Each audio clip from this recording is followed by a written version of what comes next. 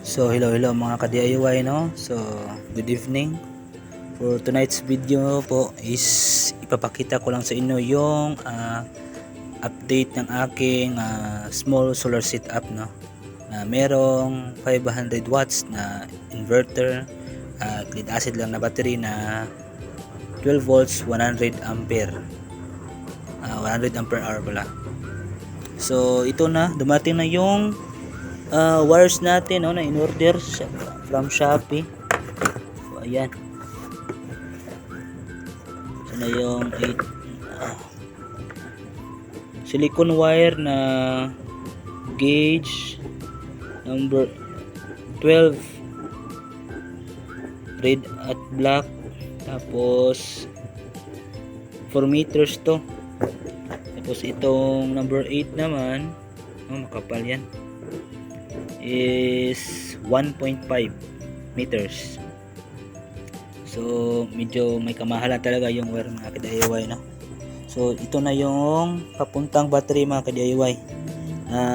Tamang wire size talaga, no?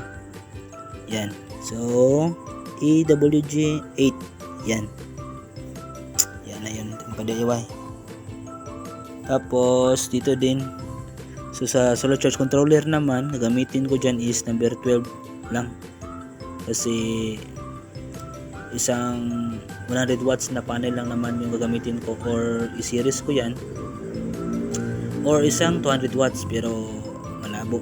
100 watts talaga yung medyo makakaya ko pa sa ngayon.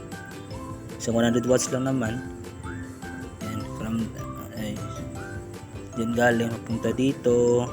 Tapos number 12 din yan, silicone wire breaker na solar panel, puntang solar charge controller, balik dyan, doon ang solar charge controller niyan, tapos balik naman puntang dito sa from solar charge controller, tapos DC breaker niya papuntang yun na, gauge 12 pa din yung gagamitin natin na wire, puntang battery. Tapos yun na, battery to hindi mo na dadaan sa inverter to. So dadaan po na to sa dito sa PZM natin, sa wattmeter or analyzer, no? So ito yung connections niya, no? Yan. So may diagram naman yan sa mismong likod ng analyzer na dyan o wattmeter. Yan, susundan nyo lang yan, at meron din yung manual sa pagbili nyo. Ganyan naman yung connection, tapos yan, before sa inverter, no, natin, dadaan mo na yan lahat, pati dito sa mga DC output nya, dadaan lahat dyan sa negative side. Tapos yan, sa ano pala ginamit ko na wire pala, lamok dito sa cigarette socket nya at USB na cigarette socket type din, is gauge silicone wire pa din, gauge 12.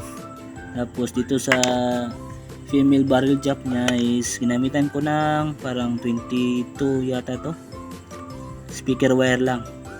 Tapos dyan papunta dito sa yan, babalik dyan, babalik dito yan, ito naman, at ito na, itong DC breaker na to is ito na talaga yung papuntang inverter natin.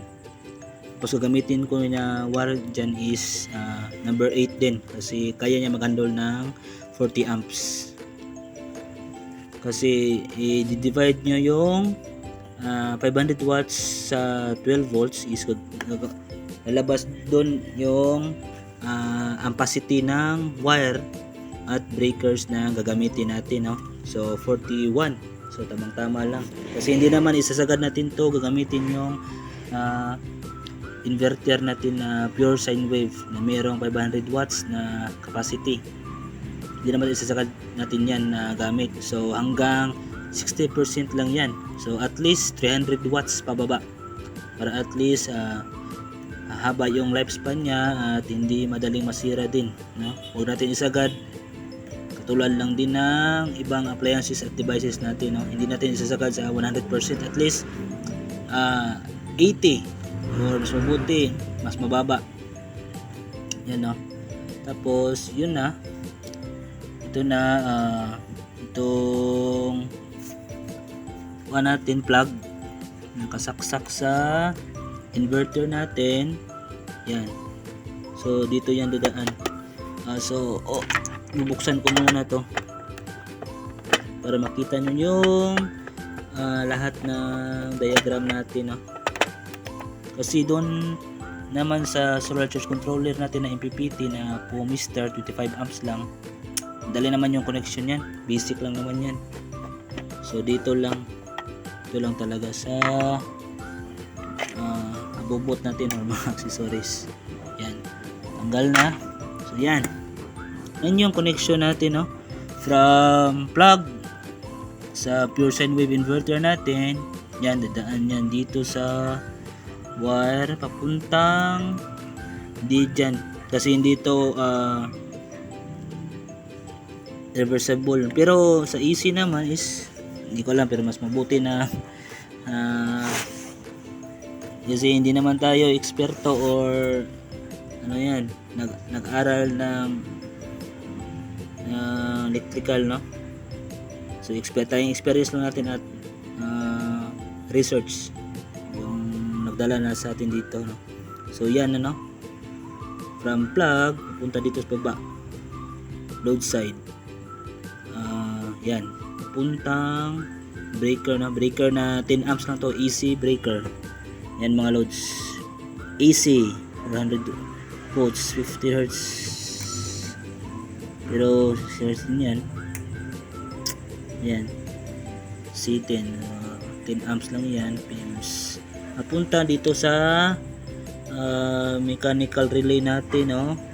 Ito yung ano niya, kung makikita nyo, yan LYI I2NG, ito na mechanical relay.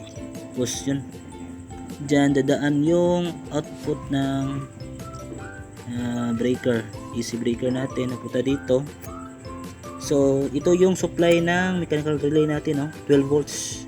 So itong LVD at power on delay yung nagti-trigger nito, no?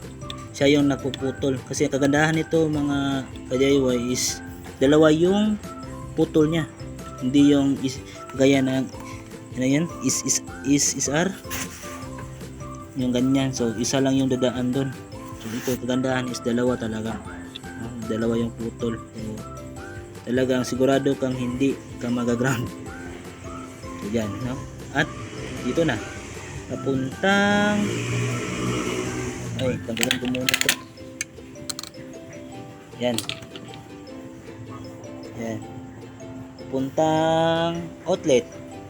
Yan, so ganyan lang mga guys, no, yung connection natin. So madali lang, dito lang tayo talaga medyo, pero madali lang yan guys, kasi mayroon yung diagram yung mismo sa manual at sa likod ng yan PZIM 015. At dito lang yung medyo komplikado mga guys, no? At dito din pala, pero madali lang to mga guys, kasi madaming tutorial dito. At soon din tutorial din tayo kung ano yung paano yung connection nito, no? Sa LVD at power on off delay. Tapos ito mga guys, temporary lang to, 40 amps dito, dalawa. Tapos dito temporary lang to, 20. Pero yan yung mga guys, no, yung kabubang setup natin na may kulang pa din, pero yung connections natin is okay na talaga. Madali lang survivein ito sa LVT to. So salamat mga guys, don't forget to like, share, subscribe to my YouTube channel. Maraming salamat po.